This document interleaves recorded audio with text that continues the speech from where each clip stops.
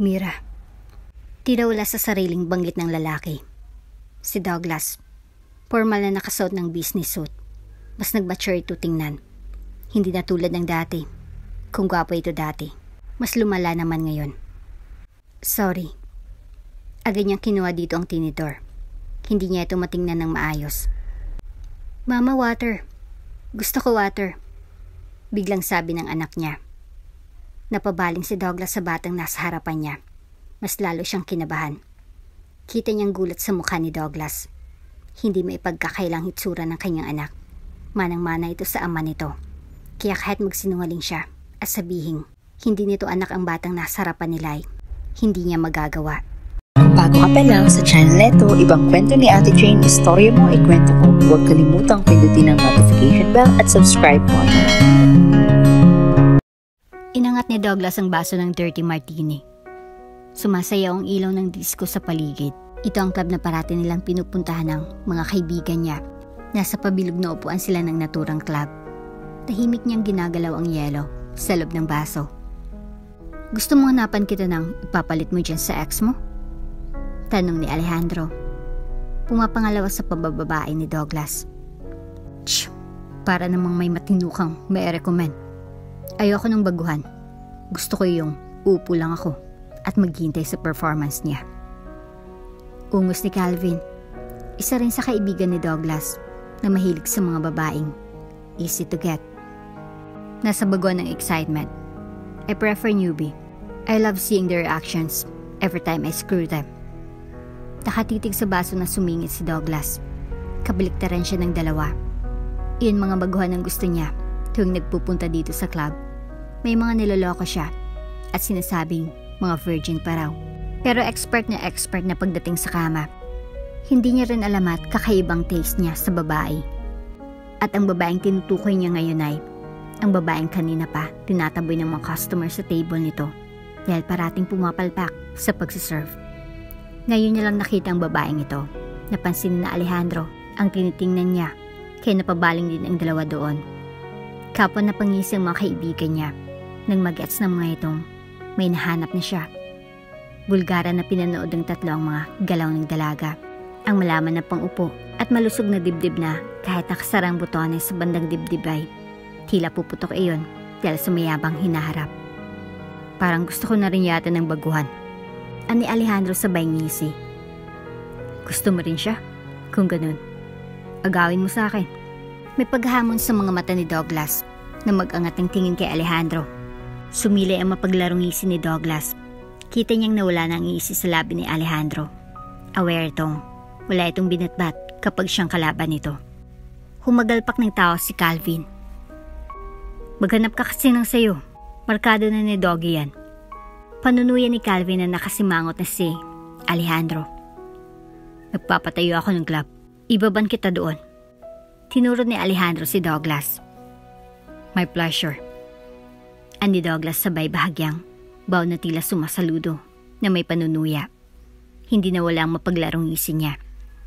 Tinaas ni Douglas ang kamay para may lumapit na waitress. Tatlo agad ang akmang lalapit sa mesa nila. Pero sumaya niya siyang hindi yun tatlong babae ang gusto niya, kundi ang babaeng kakatapos lang sa pagsiserve sa malayong table. Kinalabit naman ito ng kasamang waitress kaya napabaling sa kanila. Alert yung binalingan ni Mira si Alex nang kalabitin siya nito.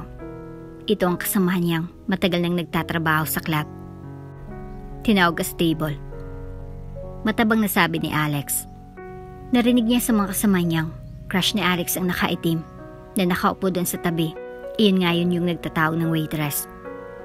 Hindi na Lex, ikaw nang lumapit. Ngumiti siya sa babae kasi baka gusto nitong ito ang mag-serve. Ayos lang naman sa kanya. Baliw ka ba? Ikaw ang pinapalapit eh. Ang slow mo, grabe. Iritadong tura ni Alex na agad na nag-walk out.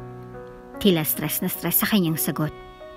Napakurap-kurap siya at kalaunan ay tatatarantang lumapit agad sa table na itinuro sa kanya. Nagdarasal siyang sanay, huwag siyang pumalpak ngayon.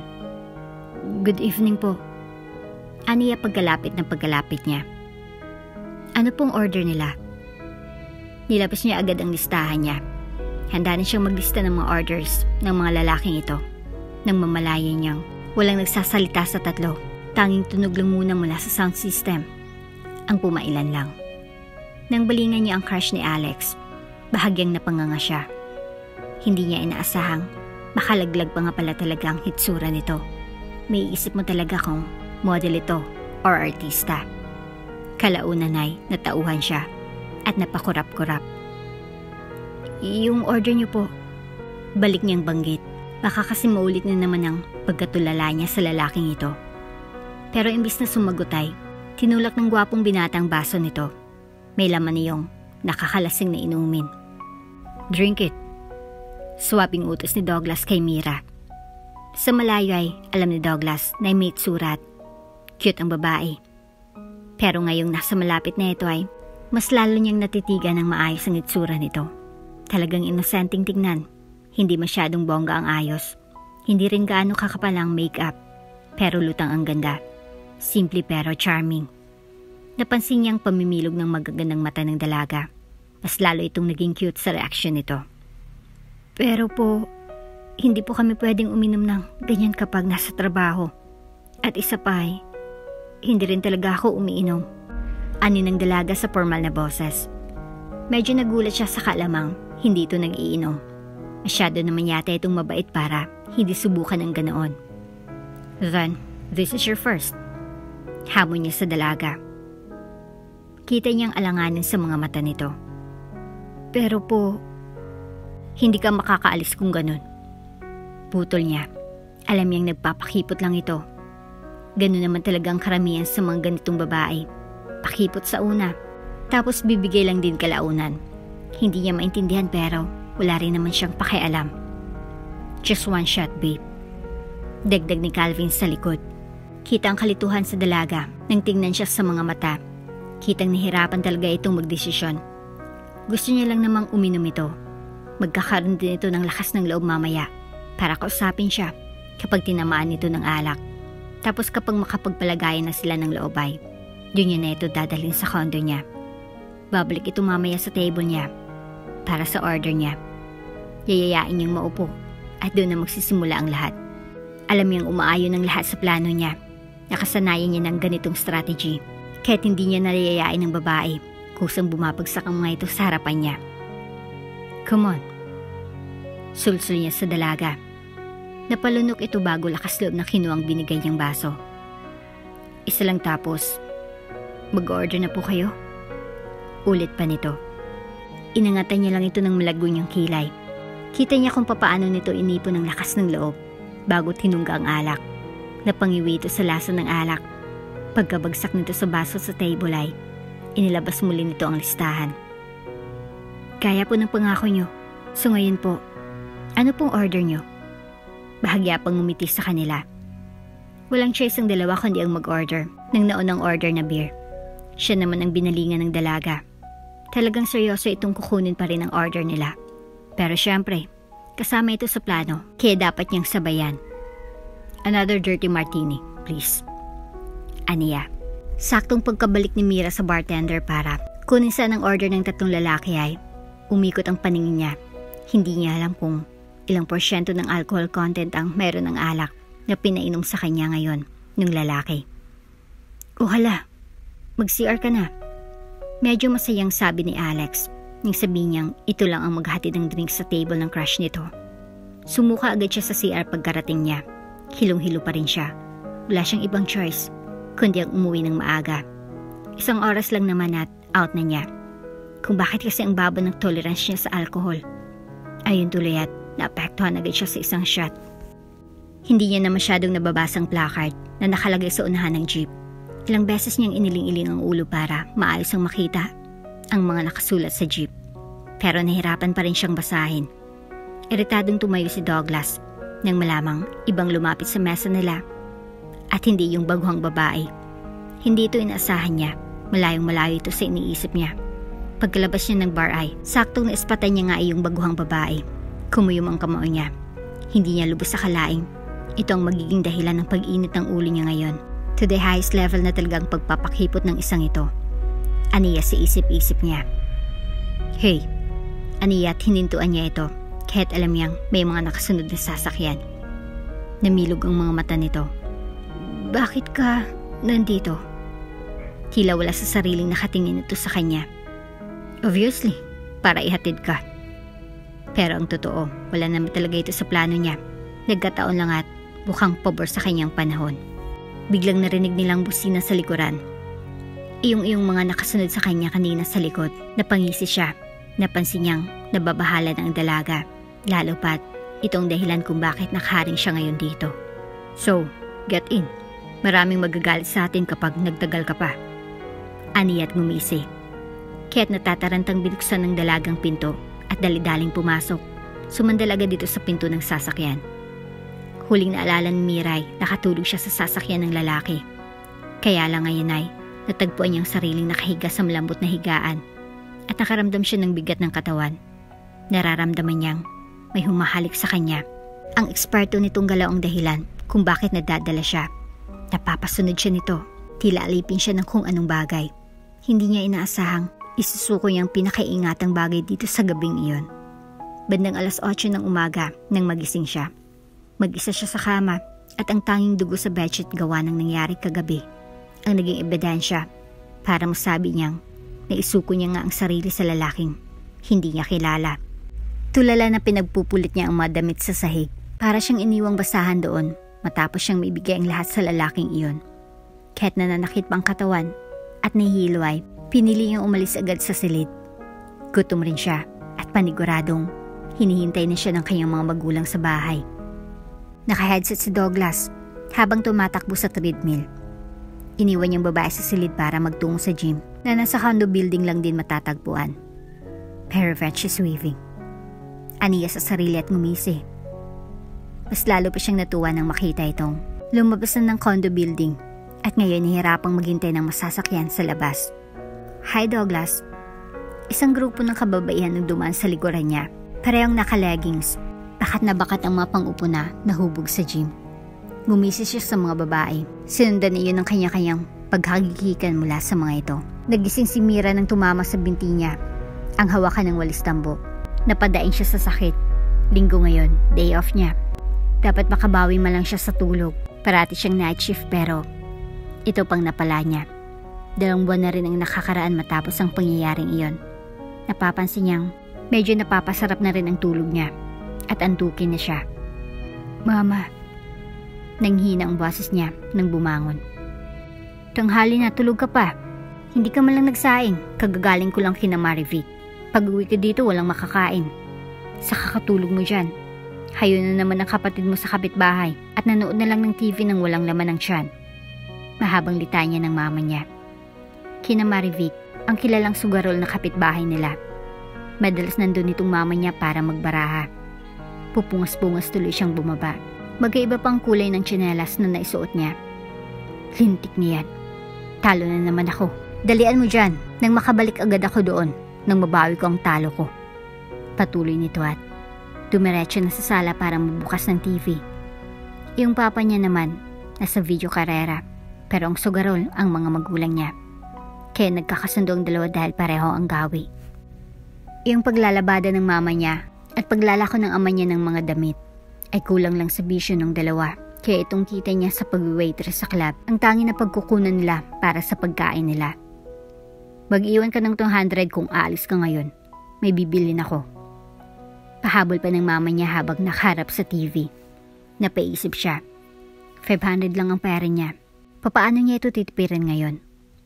Naghugas na siya ng bigas ng biglang nakaramdam siya ng pagkabaliktad ng sikmura. Agad niyang tinabi ang bigas at dumuwal. Oh, buntis ka? Narinig niya pang sabi ng mama niya. Narinig pala siya nito mula sa sala. Namula siya sa narinig. Hindi po. Nagkibit balikat ang mama niya.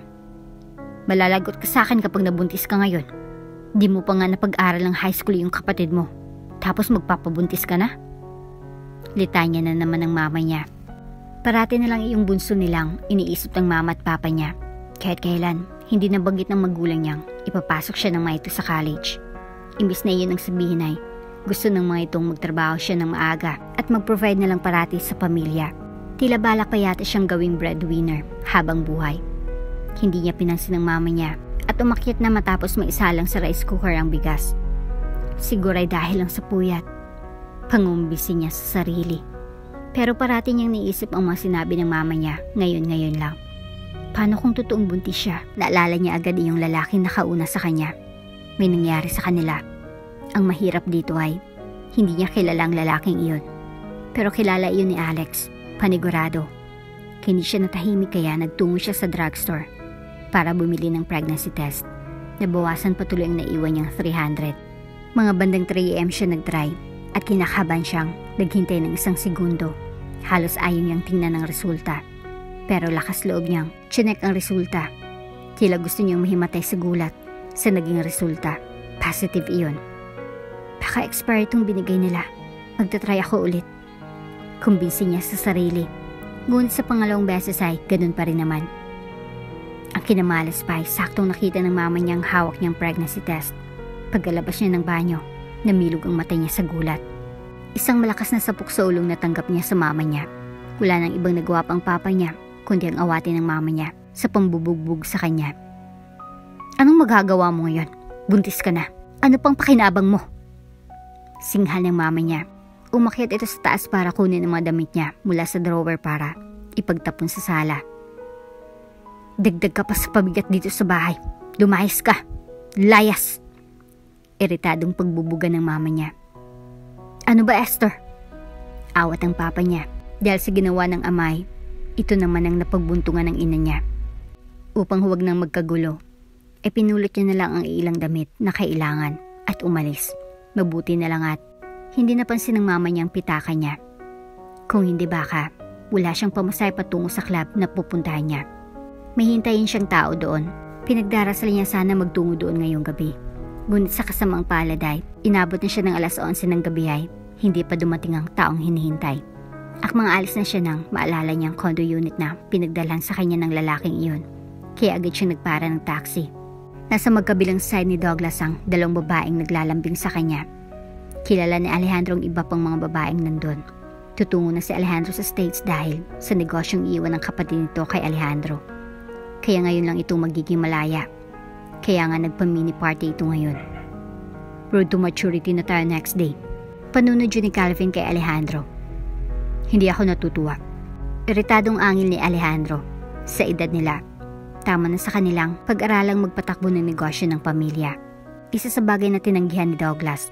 Hindi niya papasanin ang negosyo ng pamilya niya. Mamumuhay siyang naayon sa gusto niya at walang magdidikta sa kanya.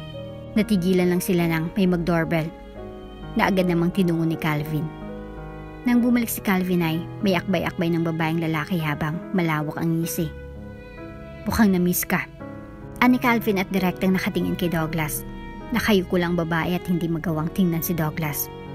Kumunot ang noon ni Douglas sa dami ng babae niya. Hindi niya matanda ng mga pagmumukha ng mga yun. Who the hell are you? Iritadong tanong ni Douglas, direkta ang mata niya sa babae. Tinitigan nito ng mga babaeng nandun mula ulo hanggang paa. Nakasuot lang kasi ito ng puting shirt at maong. Halatang kinakabahan nito. Hindi agad makasagot ang dalaga. I said, who are you? Sa pagkakatong iyon ay bahagyang marin ang boses niya. Nataranta agad ang dalaga. Ako si Mira, yung babaeng. Hindi maituloy ni Mira ang sasabihin. Hindi niya naman pwedeng sabihin sa lahat ng nandito na naka one night stand niyang binatang ito. So, what do you want? May tabang sa boses ni Douglas. Halatang walang gatang pakinggan ang masasabihin niya. Pero nandito siya para sa importanteng bagay. Hindi niya dapat palampasin ito. Pwede bang kausapin ka na tayong dalawa lang? Alanganin niyang pakiusap dito. Bakit? Sasabihin mo na makikipagbalikan ka? Ano bang sinabi sa'yo ni Douglas? At umaasa kang may kayo. Hindi siya nag-girlfriend. Natatawang singit ni Alejandro, sabay tungga ng beer.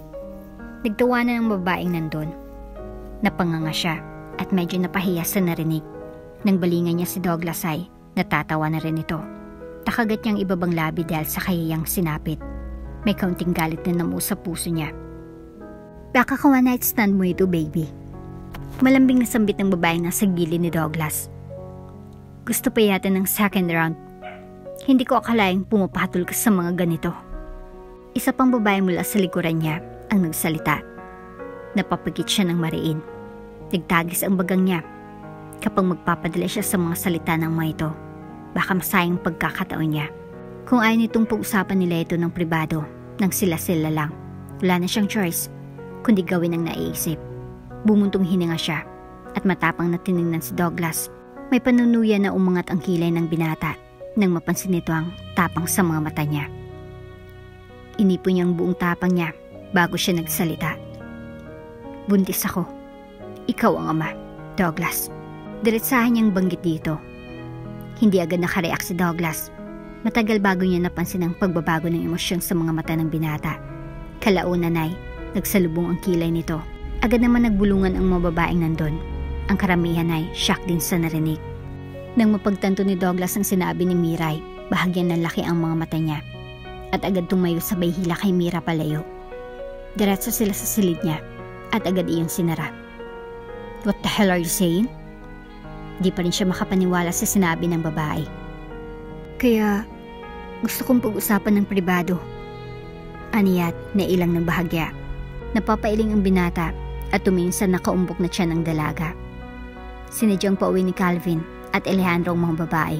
Kaya mga bandang 2 a.m. nang tahimik silang apat na nakatambay sa sala. Inaantok na si Mira pero tiniis ng babae para mapag-usapan ito ng maayos. Damn bro, hindi ko inaasahang nakalimutan mong mag-condom sa kanya. Ganun na ba talaga kasarap? At may nakaligtaan ka pa? Natatawang tudyo ni Alejandro. Sa kanilang magbabarkaday, si Douglas pa man din ang kilalang maingat. Kaya nga hindi pa ito kailanman nakabuntis. Ngayon pa lang. At nakakagulat talaga na mula sa hiya si Mira. Hindi niya inaasahang ganito kabulgar magsalita ang mga ito. Iritado namang binalingan ni Douglas ang kaibigan. Problemado na nga siya at lahat-lahat. Nagawa pa nitong pagsalitaan siya ng ganyan. So, anong plano? Ani Calvin na kalmadong tumungga ng beer. Hindi agad nakapagsalita si Douglas. Namilog ang mata ni Mira nang bumaling sa kanyang dalawang kaibigan ng binata. Ani mo siya pang may kasalanan ang lahat. Hindi naman magkakaganito kung di dahil kay Douglas. Dito siya titira kasama ko. Kalaunan ay sabi ni Douglas. Duman ang saglit ng katahimikan. Napasingap si Mira at napalunok. Kaya natahimik ang dalawang kaibigan ni Douglas. Dahil nagulat din ang mga ito sa naging desisyon niya. Seryoso ka? Hindi pa rin makapaniwalang sabi ni Alejandro.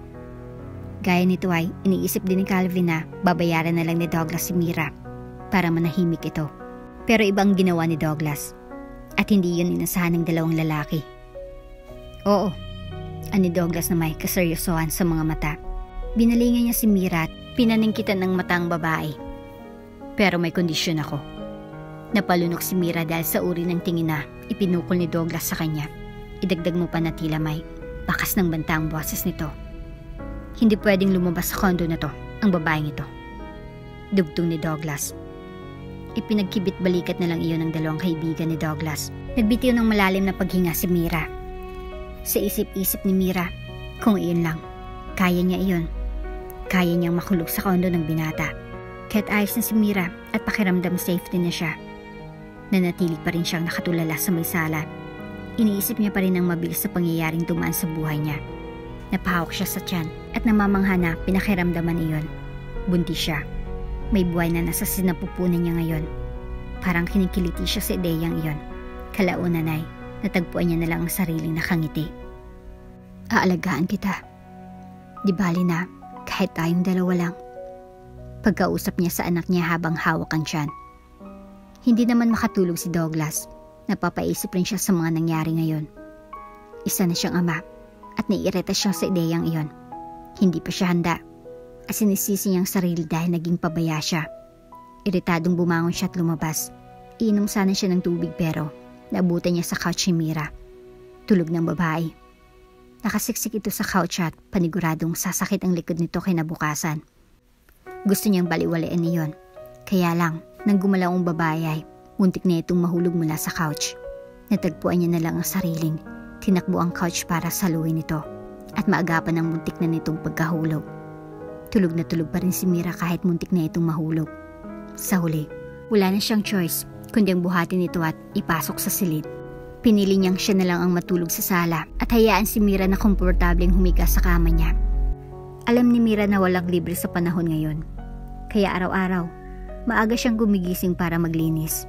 Hindi na rin masyadong umuwi si Douglas sa condo, kaya siya lang naiwang nag-aasikaso sa lugar. Hindi rin siya pinapalabas, pero walang kaso sa kanya. Kaya lang, namumroblema siya sa mga dumarating na pagkain sa condo unit ni Douglas. Hindi niya na iyon halos maubos at saka isa pa sa nagpapahirap sa kanya ay ang pagsusuka niya. Tuwing matatapos siyang kumain ay bumabaliktad ang sikmura niya. Pero napapansin niya kapag watermelon ang kinakain niya ay hindi naman bumabaliktad ang sikmura niya. Kaya kapag may watermelon na kasama sa pinapadalang meal ni Douglas ay iyon lang ang kinakain niya. Ang ibang pagkain ay maayos siyang binabalot sa plastic at panakaw siyang bumaba para ipakain iyon sa mga pusang gala na minsang maligaw sa labas ng condo building. Ilang bra lang ang nakita niya sa silid ng unit habang naglilinis siya. Napapatanong siya sa sarili kung ilang babae na ba kaya ang nadala ni Douglas doon. Certified babaero talaga si Douglas. Hindi niya alam kung bakit may kaunting iritasyon na bumangon sa sistema niya sa ideyang iyon. Hindi agad nabungarin ni Douglas si Mira pagkarating niya sa condo. Tiningin niya sa kwarto, wala rin doon. Kaya lang napansin niyang bukas ang kurtina sa glass wall ng condo niya. Tsaka, napakalinis ng paligid, walang kahit anong alikabok at wala rin doon si Mira. Aray! Ani ng boses na kung saan. Sinundin niya kung saan nanggaling iyon. Ngunit dinala siya niyon sa may terasa ng condo. Doon natagpuan niya si Mira na nagbubuhat ng paso. Ilang malalaking hakbang ang ginawa niya para makarating agad sa kinaroroonan ng babae at agad binawi dito ang mabigat na paso. Ano bang ginagawa mo? Ani at iritadong binaba ang may kabikatang paso. Medyo nagulat si Mira sa presensya niya. Hindi nito inaasahang darating siya ngayon. Douglas, I never asked you to do these things. Mabigat iyan. Ano bang pumasok diyan sa kukote mo? Putol niya sa pagsasalita sana ni Mira. Ano? Patay na kasi iyong... Then leave that. I didn't ask you to do it anyway. Putol niya sa paliwanag ni Mira. May ilang halaman kasi doon sa teresa. Isa yan sa ginagawang libangan ni Mira since hindi rin naman siya pwede lumabas. Sorry, mahinang sabi niya. Napayuko siya upang hindi niya masalubong ang galit na tingin ni Douglas.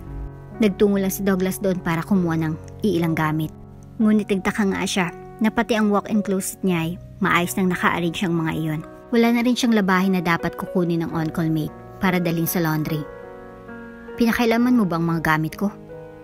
May lamig sa boses ni Douglas nang tanungin si Mira. Oo, pasensya na. Nilinis ko lang konti. Ano ka ba dito? Bagong maid ka ba? Hindi ko naman sinabi sa'yo ito Ani Douglas na nagsisimula ng mairita. Kasi nakatira ako dito. Pinapakain mo ko. Wala akong ibang maibigay kundi. And I never told you to do it. This is for all your silence. Ayoko lang malaman nilang buntis ka at ipagkalat mong ako ang ama. Kaya ginagawa ko itong lahat. Putol ni Douglas sa sasabi ni Mira. Medyo tumaas ng boses niya. This is not about you. This is all about my peace of mind. Napaigtad si Mira sa biglang pagtaas ng boses nito. What the hell did I just heard? Isang boses ng babae na pumainlan lang sa pagitan nilang dalawa. Sabay silang napalingon ni Douglas sa pinto. At doon nakita nila ang isang babaeng naka-office suit. Hula niya ay matanda na itong konti kay Douglas. Pero kamukhang kamukha ito ng lalaki. Parehong namilog ang mga mata nila. Kung ano-ano agad ang pumasok sa isipan ni Mira. Ito kayang isa sa babae ni Douglas? Sasabunutan kaya siya ng babae? Nakaisipin nitong inagaw niya si Douglas dito. Kaya kinakabahan si Mira nang nagsimulang lumapit ang babae. Hanggang sa bigla na lang hawakan ng babae ang kamay niya. Oh my God! Sinaktan ka ba ng kapatid ko? Ayos ka lang ba? Ang biglang namutayo sa bibig ng babae. Hindi makapaniwala si Mira na kapatid pala ni Douglas ang kaharap niya ngayon. Ayos lang po ako. Nagugula na sagot niya sa babae. Tsaka galit na binalingan ng babae si Douglas. Tila handa ng mangalmot sa lalaki. At ikaw, bakit mo sinisigawan ng buntis mong girlfriend? Parang nagulat silang dalawa sa sinabi ng ate ni Douglas. Wala silang relasyong dalawa at narinig pa nito ang mga pinag-usapan nila ng lalaki. Gustong magsalita ni Mira at mag-explain. Pero hindi na makasingit si Mira dahil tuloy-tuloy ang pagbubunganga ng babae kay Douglas na animo anak nito. Baka maapektuhan ng bata kapag nasasaktan ng ina. Nasasaktan pati ang tiyan niya. Tapos sisiguan mo pa talaga? Sabay hampas nito sa balikat ni Douglas. Napadaing ang lalaki at di na nasalag ang mga sunod-sunod nitong hampas dito. Gustong pumagitna ni Mira pero hindi niya alam kung papaano niya gagawin iyon. Galit na galit ng kapatid nito dito. Ang ending ay nagharap-harap silang tatlo. Hindi lang tatlo. Dahil pupunta raw agad doon ang ina ni Douglas. Nang malaman na iyon ng kapatid ni Douglas ay agad nito yung inireport sa ina nito. Oh my gosh, talagang may laman na ito? Hindi ba ito prank na naman, Ellie? Isang babae na sa edad 58 ang dumating. Sopistikada tingnan. Unang tingin alam mo ng mayaman. Hindi mami.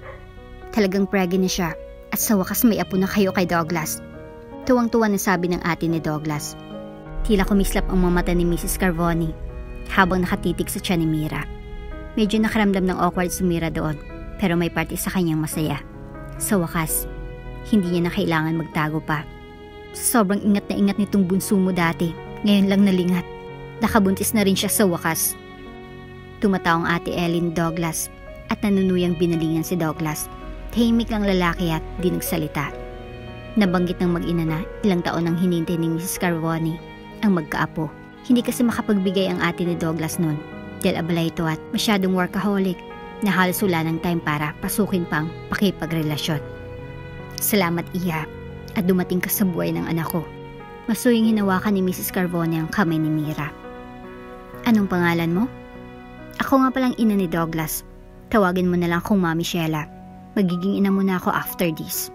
At siya nga pala, aasikasuhin ko na bukas ang kasal nyo. Nalaglag ang panga ni Mira dahil sa narinig. Hindi na siya nakaimik. What are you talking, Mom? Bakit mo kami ipapa? She's pregnant. Magiging ama ka ng batang nasa sinapupunan niya. May iba pa bang dahilan para hindi mo siya pakasalan? Ayoko magiging bastardong unang apo ko. My first grandchild deserve a legal and happy family. Sansala ng ina ni Douglas. Hindi naman po kailangan. Ani Mira na tila siya lang ang nakakarinig sa sinabi niya. Pakiramdam niya.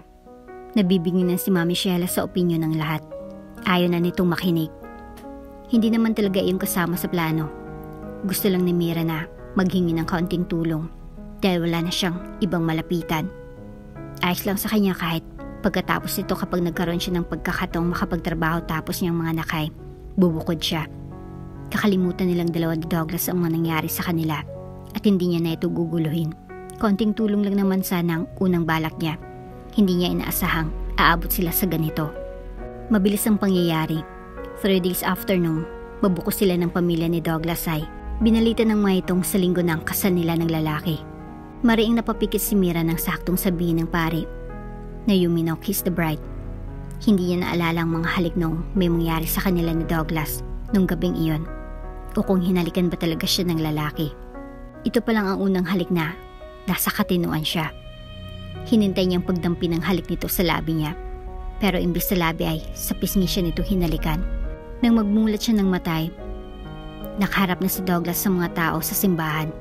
May lamig sa mga matang nakatingin sa mga nagpapalakpakang tao sa simbahan. Nagbitaw lamang siya ng pilit ng ngiti sa madla. Nanunod yung tumatawa at pumapalakpak ang dalawang sina Calvin at Alejandro. Hindi natuloy ni Alejandro ang stage dahil nalaman nitong ikakasal si Douglas. Tapos ng kasalay, hindi mahagilap si Douglas sa reception. Pilit ng mga iting binataw ni Mira sa mataong pinapakilala ni Mami Sheila sa kanya. Ayos ka lang ba? Puna ni Ellie nang mapansin na medyo malungkot siya habang nakaupo sa tabi. Naalala ni Mira ang pamilya niya. Gusto niya mang imbitahan ang pamilya niya sa kasal niya ay hindi niya magawa. Hindi pa sila nagkakaayos ng mama niya. Gusto niya man kausapin ng inay, natatakot siya. Oo, ayos lang. Medyo napagod lang. Aniya. Oh gosh, I'm sorry. I will call the maid to assist you upstairs. Tatawagan ko si Douglas na umuwi na. Hindi kanya dapat iniwan mag-isa sa gabing ito. Habang sa kabilang banday, nagdala ng babae sa unit niya si Douglas. Tapos ng mainit na tagpuay, hindi siya makatulog habang nakikinig sa ceiling. The girl who fuck was hugging him. Tulog na ito at ito siya, gising na gising ang diwa. Hindi niya alam kung dapat ba siyang magstay sa tabi ng babaeng pilit na ipinakasal sa kanya. Dahil sa gulo ng isipan niya, parang gusto niya lang umalis. Magpakalayo-layo hanggang sa mag-file ng divorce si Mira. Hindi niya kailanman pinangarap na matali sa edad niyang 26. Marami pa siyang gustong gawin. Nag-iwan ng sulat si Mira sa side table bago sumakay ng taxi, public sa condo unit ni Douglas. Hindi na dapat madamay pa sa problema nilang pamilya ni Douglas. At saka, wala rin siyang balak na seryoso na ugnayan nila ng lalaki. Pagkarating ni Mira sa condo ay naabutan niya pang kakalabas lang ng babae sa silid ni Douglas. Nagulat ang babae at kunot noong nakatingin sa kanya, ang mula ulo hanggang paa. I'm sorry kung nakaka-istorbo ako. Huwag mo na lang akong pansinin. Aniya sa babae at dali-daling nagtungo sa banyo. Nagkunwari siyang gagamit ng banyo. Who's that girl? Bakit siya may access sa kondo mo? Ano mo siya? Isang malakas na boses ng babae ang pumailan lang sa buong kondo. Napaigtad si Mira at kinakaba na pinakinggan ang pagtatalo ng dalawa sa labas. We just fuck and that's it. Please don't act stupid na parang di mo alam ang setup natin bago ka pumayag kagabi. Wala akong panahon sa'yo. You can go. Tila baliwalang sagot ni Douglas. Napalunok si Mira sa narinig. Ganon na lang ba nito kadaling sabihin niya sa mga babae nito? Tipong tapos kanyang gamitin ay itatabi ka na lang bigla na parang walang nangyari. Napagtanto ni Mira na hindi nalalayag sa sitwasyon ng mga babae ni Douglas ang nangyari sa kanya.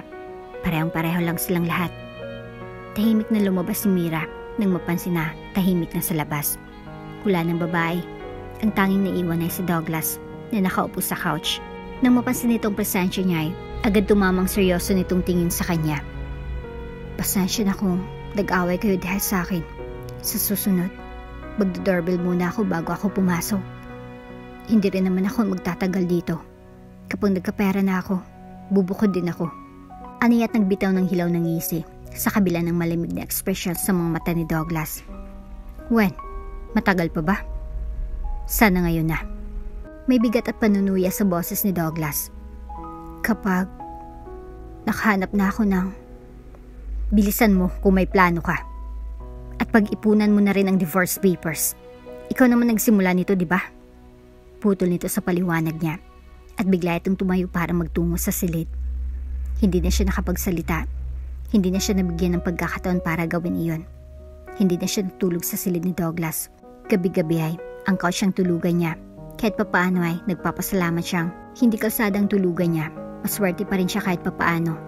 Maagang gumigising si Mira para ipagluto si Douglas. Kaya lang walang laman ang ref ng lalaki, kundi puro beer at tubig. Hindi naman siya pwedeng manghingi ng pera sa lalaki. Baka mas lalo pa itong magalit sa kanya. Kaya yung kakarampot niyang perang, ginastos niya para makabili ng uulamin. Kumukusot pa ng mata si Douglas nang lumabas ng kwarto. Naamoy niyang bagong luto na pagkain. Inom na sana siya ng tubig pero yung humahangos na Mira ang bumungad sa kanya. Hay, gising ka na pala. Nilinis ko na ang banyo. Pwede mo nang gamitin matapos mong kumain. Kain ka na. Nagluto ako. Alanganin ang ngiti ni Mira. Pinasada ng tingin ni Douglas ang mga niluto ni Mira. Kumunot ang noo niya ng pakitang ginisang gulay at kung ano-anong anik-anik ang pagkain na niluto nito. Mas gusto ko kumain sa labas. Aniyat, inisnab ang pagkain na nakain. Kumuha siya ng roba at nagtungo sa banyo. Bahagyang ng mga si Douglas sa linis ng banyo. Hindi niya alam kung anong oras gumising si Mira para magawa lahat ng ito. Pati ang mga damit niya sa closet ay maayos na nakatupi, lahat ay organisado. Pero kahit ganun ay nanatili siyang iritado sa asawa. Nang malaman ng ina niya at umabot sa ama niya na nakabuntis siya ay napagdesisyonan agad ang pamilya na siya nang hawak sa negosyo na noon niya pa iniiwasan. Ngayong may pamilya na siya, ay pinipikot siya ng pamilya niya para sa pilitang ipasa sa kanya ang ownership ng negosyo nila. Kaya nga sa tuwing nakikita niya si Mira, nagagalit siya. Itong babaeng ito ang dahilan ng lahat ng ito. Simula nung sumulpot ito sa kondo niya ay nagsimula ng magkandalatsya-latsya ang buhay niya. Gusto niya itong pahirapan. Hindi pwede siya lang nahirapan sa sitwasyong ito. Linggo ng umaga, Nag-vacuum si Mira sa carpet ng sala. Tagaktak ang pawis niya. Ginabi siya sa lahat ng trabaho. Napansin niya kung ano-ano lang ang mga pinanggugulo ni Douglas sa silid. Pagkapasok niya, gulong-gulo na naman ang closet nito. Tapos ayusin niya na naman ulit. Napapansin niya rin na dumadami palalong trabaho niya. Pero ayos lang sa kanya. Iyon lang naman ang inaatupag niya. Nagsisimula na rin kasing magtrabaho si Douglas sa kumpanya. Naiintindihan niyang mas pagod pa ito kaysa sa kanya. Napatingin siya sa wall clock. Walang trabaho si Douglas dahil linggo ngayon. Paniguradong nasa club na naman ito. Dararady niya ng sarili. Baka kasi magdala na naman ito ng babae sa kondo. Kailangan handa siya. Naalala niya pa noong pagbuksan niya si Douglas at ang babae nito noong nakarang linggo. "Who's this?" Angat ang kilay na tanong ng babaeng kasama ni Douglas. "Don't mind her." Garalgal na sabi ni Douglas. "Probably a maid." Naalala niya pang sabi ng babae. Kaya nga ngayon, nararady niya na ang sarili. Kailangang madepensahan niya man lang si Douglas para hindi basirang reputasyon nito sa mga babae nito. Ayos na yung isipin ng mga babae nitong katulong lang siya. Kahit papaano'y makatulong siya sa lalaki, lalo pat ito na lang inaasahan niya para makasurvive sila ng anak niya. Nang mag-doorbell ulit ay agad niya yung binuksan, kaya lang nagulat siya nang malamang hindi babaeng kasama ni Douglas, kundi isang payat na lalaki na nakaalalay kay Douglas. "Good evening po. Ako po yung taxi driver na pinara ni sir. Kanina niya pa ako kinukulit na iakyat ko raw siya kaya inakyat ko na lang. Lasing na po eh." Paliwanag ng payat na lalaki. "Salamat po ng marami. Pasensya na, naabala pa po kayo." Aniyat nakailang ulit pa sa pagsasorry. Pinasok pa ng lalaki at inilapag sa kama na pinagpasalamat niya ng malaki. Baka kasi mirapan lang siya kung siya pang magpasok kay Douglas sa loob. Agad niyang inasikaso ang asawa. Kumuha agad siya ng bimpo at tawel para punasan ito ng maligamgam na tubig. Binisa niya rin ito at dahil sa pagod ng maghapong trabaho ay nakatulog na siya sa gilid ng kama. Nagising si Douglas na may nakahawak sa kamay niya. Mabigat ang ulo na bumangon siya at nalaman ng kamay ay nakahawak sa kanya ay kay Mira. Tulog na tulog ito habang nasa ganong posisyon. Kunot noong mapansin niyang nakabihis na siya. May bimpo at malit na basin sa table side. Ibig sabihin ay itong nag-asikaso sa kanya kagabi. Gising ka na pala."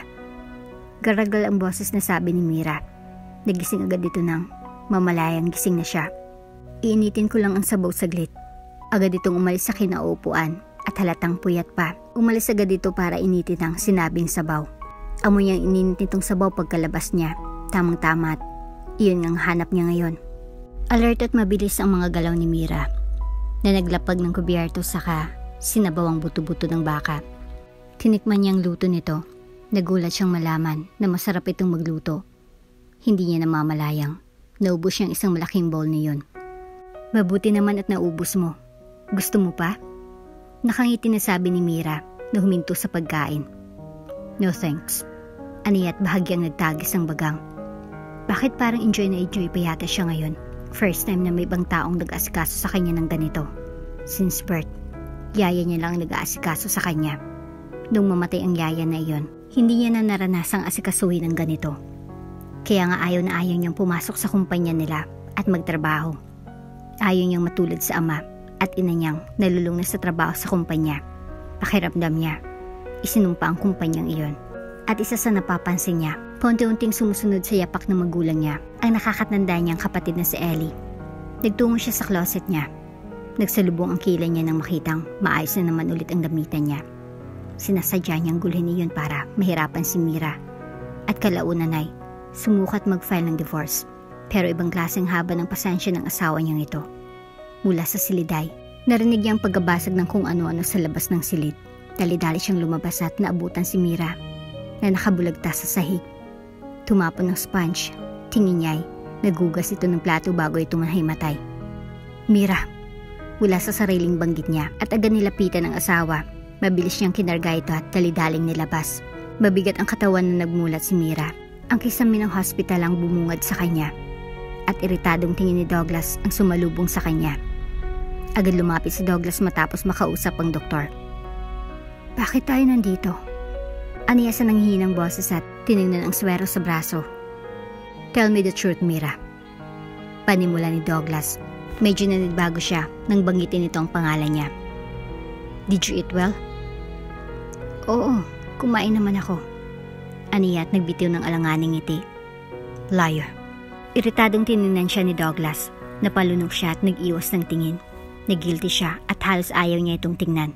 Inilapag ni Douglas ang lahat ng medicine na binigay ng doktor sa kanya. Ano naman ito, Douglas? Malumanay na hindi makabasag pinggan ang boses ng asawa niya. Hindi niya alam kung kailan niya pa ito napansin. Wala naman siyang pakialam dito noon pa man. Ang habol niya lang dito ay sex. Kaya lang nakakapagtaka ngayon na tila napakarami niya nang napapansin kay Mira. Ang problema ay tila siya lang naman itong ginagawang big deal ang mga gestures ng babae. May binigay na reseta ang doktor sa'yo. Susundin natin iyon. Aniya't pinagbasta ng babae. Kung hindi ito nahimatay ay hindi niya mapapansing pumapayat na ito. Kanina noong buhati niya ito ay hindi man lang siya napagod. Sobrang gaan kasi nito. Ang sabi ng doktor ay malnourished si Mira. Bumaba din ang hemoglobin at kulang sa vitamins. Naalala niyang simulang dumating ito sa condo niya ay wala itong tinitake na kahit anong vitamins na para sa baby. Pinagbasdan niya ito at naalalang sinabi ng doktor. Stress ba siya? Ilayo mo sa stress ang asawa mo. Hindi nakabubuti sa ina, lalo na sa bata. Huwag siyang magpapagod masyado. At saka, pasala ng 2 months. Naalala niya pa kung anong kalokohan ang pinaggagawa niya nitong mga nagdaang araw. Saka gustong pahirapan si Miray. Hindi niya namamalayang napapahamak niya ng babae. Hindi niya nga napansin na dala-dalawa lang ang damit na suot nito. Puros loose t-shirt pa ang mga iyon na animo. Damit ng papa nito na ginawa na nitong damit pambahay. Hindi pa ba tayo uuwi, Douglas? Usisa ni Mira nang mapansin ng ibang daan ang tinatahak ng asawa. Bumili siya ng wheelchair para kahit papaano ay isasakay niya na lang si Mira doon pagkababa nila. Hindi nagsalita si Douglas hanggang sa makarating sila sa mall. Bumaba sila at naka-wheelchair na pumasok si Mira nang itulak ni Douglas papasok ng mall. May bibilhin ka ba? Baka kaabala lang ako. Maghihintay na lang ako sa entrance o dito na lang sa labas. Let's get inside, Mira. Putol niya sa sasabihin. Nang magtungo naman sila sa restaurant ay kita ni Douglas kung paano nanlaki ang mga mata ni Mira. Nang magsimula silang pumili ng menu ay hindi mo lang nagsalita agad si Mira nang tanungin ng waiter. Tubig na lang siguro. Hindi pa naman ako nagugutom. Iyon ang sagot ni Mira. Same order lang kami. Singit ni Douglas. Gulat na napatingin si Mira sa asawa. Wala siyang pambayad. Hindi siya mapera tulad nitong si Douglas. Anong ibabayad niya? Parang gusto niya tuloy pagsisihan na sumama pa siya. Hindi pa naman ako gutom. Kagigising mo lang tapos sasabihin mong hindi ka gutom? Sino bang niloloko mo? Iritadong apila nito. Napansin ni Douglas na hindi masyadong ginagalaw ni Mira ang ulam. Ang akala niya ay nahihiya lang ang babae, pero napansin niyang naubos nitong watermelon. Gusto mo pa? Offer niya sa watermelon na nasa plato niya. Alanganin na tumango si Mira. Medyo nahihiya na tinanggap ang watermelon. Doon na kumpirma ni Douglas kung saan nag-crave ang asawa. Sa watermelon. Nagtungo sila sa isang butik. Lahat ng tinitingnan ni Mira ay binibili niya. Hindi si Mira katulad ng mga babaeng nakakadate niya na wagas kung magtuturo. Pero mas nagpapasalamat pa siya kung magturo nga ito at utusan siyang bilhin iyon. Hanggang sa tumigil ang asawa sa isang crib na kulay blue. Nakita niya kung papaano nito tingnan ang price tag niyon. Pero agad ding binitawan. Pero napansin niyang panaybaling si Mira sa naturang crib. Nang silipin niyang presyo ng crib ay hindi naman iyon gaano kamahal. Sa lahat ng bagay na tiningnan ni Mira, ang crib ang parati nitong sinusulyapan. Nangangahulugan na gustong-gusto nito iyon higit sa lahat. Siguro ay para sa bata. Nang dumaan din sila sa tindahan ng damit na para sa bata, yung damit pang bata din agad ang tinungo ni Mira. At sa kauna-unahang pagkakataon ay pumulot ng 2 t-shirt para sa baby si Mira, pink at blue. Ang 2 kulay na hawak nito. Halatang naguguluhan din ang asawa kung para sa anong gender ang dapat bilhin. Habang abala at nalilito si Miray, natagpuan na lamang ni Douglas ang sariling pinagmamasdan ng asawa. Hindi niya mapigilan ang sariling pagmasdan nito. Tila natutuwa siya na hindi niya maintindihan. Bakit naman siya matutuwa? Pumipili lang naman ito ng damit para sa bata. Para sa batang anak nilang 2. Umalis si Mira sa mga damit para magtungo sa counter. Bitbit ang 2 piraso ng damit na napili. Nilapitan niya agad ang sales lady na agad namula nang makita siya. Yes sir? May lambing sa boses nito. Ito, at ito. Pakibalot. Bibilin ko lahat yan. Tinuro niyang 20 dozen ng damit na tinignan lahat ng asawa niya kanina. Para sa inaanak niyo po? Di makapaniwalang nakiusyoso ang sales lady. Hindi, para sa anak ko. Bibilin ko kasi gusto ng asawa ko. Tinuro niyang walang kamalay-malay na si Mira na ngayon nakapila na sa counter. Nawala bigla ang spark sa mga mata ng sales lady. Nilaman nitong may anak na siya at ngayon nandun pa kasama niya ang asawa. Lumapit na siya sa counter. Hindi man lang nagreklamo si Mira. Patuloy pa rin itong pumipila. Miss? Tawag niya sa cashier. Sir? Bumaling sa kanyang cashier. Napansin niyang napatingin sa kanya si Mira. Wala bang priority lane dito? Buntis kasi itong asawa ko. Reklamo niya. Pansin niyang namamanghang titig ni Mira sa kanya. Ayos lang, Douglas. Malapit na naman ako. Dito po kayo, Mrs. Unahin na po natin iyang sayo. Anin ang cashier kaya't naputol ang reklamo pa sana ni Mira. Agad naman na hinila ni Douglas ang asawa. Kasi namahang magpapunch ng binili. Nang magpaalam na magsi-CR si Mira, nagkaroon ng pagkakataon si Douglas.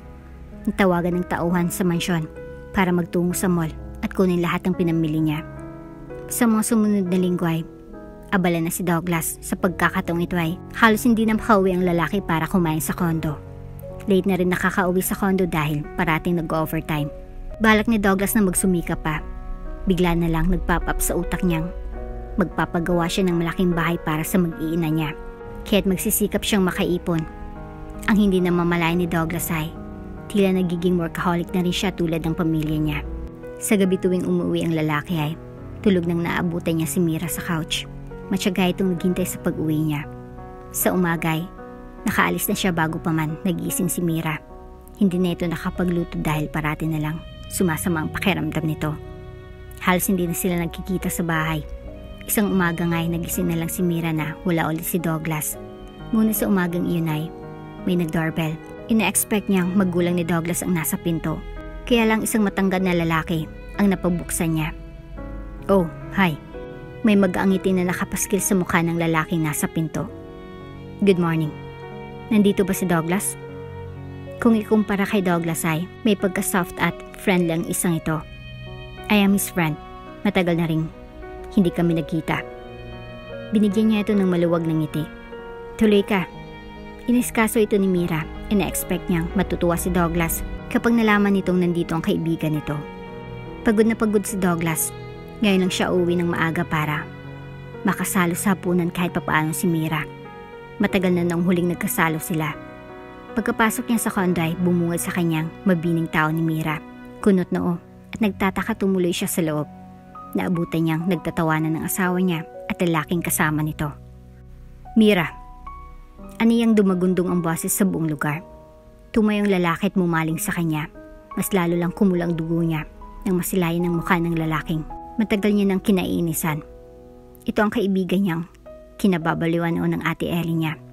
Ang malalay, pinatulan ito ng kanyang kapatid kahit may iba itong karelasyon. Tapos makikita niya ito sa kondo niya kasama ang asawa niya. Nabitawan niyang dalang bag na naglalaman ng pagkain na dapat nilang hapunan. Nagdilim ang paningin niya at sinugod ang lalaki para undayan ng suntok. Natumba ito. Hindi siya papapigil. Galit na galit siya. Kaya hindi niya namalay na iyakap na siya ni Mira para pigilan siya. Pero gusto niya pa rin itong sugurin. Sa pagpupumiglas niya mula sa yakap ni Mira, natulak niya ng malakas ang babae. Nang makawala siya ay sinugod niyang kaibigan at pinaulanan ng malalakas na suntok. Nang hindi na nito kayang lumaban ay saka siya natauhan. Binalingan niyang asawa. Namilog ang mata niya nang makitang namumutla at natulala si Mira habang nakasalampak. Ang mas lalong nagpalaki ng kanyang matay nang makita niyang dinudugo ang babae. Tumutulong pa ang dugo mula kay Mira nang pumasok sila sa isang ospital. Tulala at hindi makagalaw si Mira. Sinabi ng doktor na ayos ng bata, ligtas na ito. Hindi naman ito napahamak ngunit muntik na. Hindi pa rin makausap si Mira. Nandyan parati si Douglas sa tabi niya ngunit hindi niya ito kayang lingunin. Oh my gosh. On behalf of my son, please. I'm sorry, Iha. Kasalanan ng anak ko ito. Umiyak ang ina ni Douglas nang makarating ito sa ospital. Hindi niya pinansin ang sinumang humihingi sa kanya ng sorry. Shock, takot, at panginang nararamdaman ni Mira hanggang sa mga oras na iyon. Pero mas lalong nanaig ang galit sa puso niya. Oras na may mangyari sa anak niya. Hindi niya mapapatawad sino man ang may kasalanan na iyon.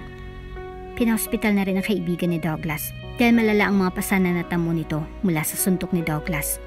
Mabuti na lang at hindi pinush ng lalaki ang kaso kay Douglas. Wala ring balak magkaso si Mira, pero isang bagay lang gustong hingi ni Mira. Gusto ko ng annulment. Iyon ang namutayo sa bibig ni Mira pagkarating ni Douglas. Nagulat si Douglas. Hindi agad nakapagsalita. Hindi kita kakasuhan, pero pumirma ka sa annulment, Douglas. May bigas sa boses ni Mira habang mataman at may galit ang mga matang nakatitig kay Douglas. Kung ganun, kasuhan mo na lang ako. Ipakulong mo na lang ako, Mira. Kitang desperasyon sa mga mata ni Douglas. Hindi maintindihan ni Mira kung bakit mas pipiliin ito iyon. Iyon ang matagal nang gusto ni Douglas. Nararamdaman niya ito dati pa. Kaya bakit ito naman ang ayaw ngayon? Kahit hindi mo na ako patawarin, please. Don't do this. Lumapit si Douglas at halos maglumuhod. Ilang beses siyang umiling at umiwas sa mga hawak ng lalaki. Dahil sa galit na namutawi sa puso niya, hindi niya makita ang sariling kinakaawan si Douglas, lalo na tuwing maalala niya ang muntik na pagkawala ng anak niya dahil sa kapabayaan ng lalaking nasa harapan niya ngayon. Kung hindi mo magawang pakaama, at least sa pagkakataong ito, maging makatao ka. Gusto ko nang makipaghiwalay sa'yo, kaya ibigay mo ng gusto ko. Dumating ang isang buwan. Kahit ilang beses na kinumbinsi ni Douglas ang asaway, patuloy pa rin na pinupush ni Mira ang annulment. Tila robot at walang damdamin na Mira ang nakabalandra sa harapan ni Douglas. Kumuha kalaunan ng maupahang bahay si Mira. Tuluyan ang umalis ang babae sa condo ni Douglas. Doon mas tuluyang gumuha ang mundo ni Douglas. Hanggang sa isang desisyon ang naubos isipan ni Douglas. Dinampot niyang cellphone at tinawagan ang numero ni Mira habang nasa office siya. Kung annulment ang magiging paraan para sumaya ka, sige, ibibigay ko ang gusto mo. Mabigat sa dibdib ni Douglas ang sabihin iyon. Walang sinabi si Mira sa kabilang linya, ngunit dumulo ito sa meet-up place nila para perma ng annulment papers. Tila kay bagal ng oras nang si Douglas nang pumirma dahil alam ni Douglas na ito ng huling pagkakataon. Tahimik at walang ano-anong seremonyas nang umalis si Mira. Sa pagkakataong iyon ay malaki ng tiyan ng babae. Ang tanging nagawa na lang ni Douglas ay tanawin ang likod ng babaeng naging parte ng buhay niya. Ang babaeng sinikap na tiisin ang lahat para sa kanya. Ang babaeng inasikaso siya ng walang hinihinging kapalit. Ilang beses siyang nag-uwi ng babae sa condo unit niya dati. Pero nirespeto iyon ni Mira kahit ilang beses niya iyong naapakan ang pride ng babae. Hanggang sa dumating ang panahong napagod ito. Dahil tao lang si Mira at marunong din mapagod. Si Kent, ang lalaking kinaiinisan ni Douglas na dahilan kung bakit muntik nang mapahamak ang anak nila, na siyang tumulong kay Mira para magkaroon ng trabaho may malaking pasahod. Gustong bumawi ni Kent sa kasalanan nito kay Douglas at sa ate nito, at ang pagtulong kay Mira ang nakitang paraan ni Kent upang mabawasan ang guilt na nararamdaman. Nang sinabi ni Kent ang gusto nitong ma-assign si Mira sa Canada, ay agad iyong grinab ng babae. Alam ni Kent na gusto lang lumayo ni Mira para makalimot. May napundar na bahay si Mira sa Canada, kahit mataas ang rate ng bilihin ay nakakaya naman dahil regular ang sahod niya sa negosyong coffee shop ni Kent doon. 5 taon na rin ang lumipas. Napakatagal na. Uncle Kent! Isang batang lalaki ang agad tumakbo pauna kay Mira. Nasa airport sila habang hinihintay ang paglapag ng eroplanong sinasakyan ni Kent. Napakabait ni Kent kahit kailan ay hindi ito nagtanim ng sama ng loob. Kahit ito pang nadihado dati, single pang lalaki. Ang totoo ay may betong babaeng nagugustuhan ngunit nihiyang manligaw. Oh, mukhang bumigat ka palalo ah. Tumatawa si Kent ang makargang anak niya. Kahit laking Canada ang anak niya ay hindi niya ito sinanay sa salitang Ingles. Uwi at uwi pa rin naman sila sa Pinas. Kaya kailangan alam ng anak niya ang 2 lengguwahe. Ay marami na, Uncle. Pagyayabang ng anak niya. Naiiling siya na makalapit sa 2. Nakipagbesong lalaki sa kanya. Kinumusta niya ito sa biyahe nito. Sunday, nag-report rin siya sa sales nila nitong mga nagdaang buwan. Hay nako, galing sa Pinas, Trabaho ang iniwan ko. Pagdating dito, trabaho ulit ang ibubungad mo. Usapan kaya natin kung kailan ka ulit bibisita sa Pinas. Sabay tawa ni Ken. Sinimangutan niya itong kaibigan niya. Marinig ka ng bata. Saway niya dito.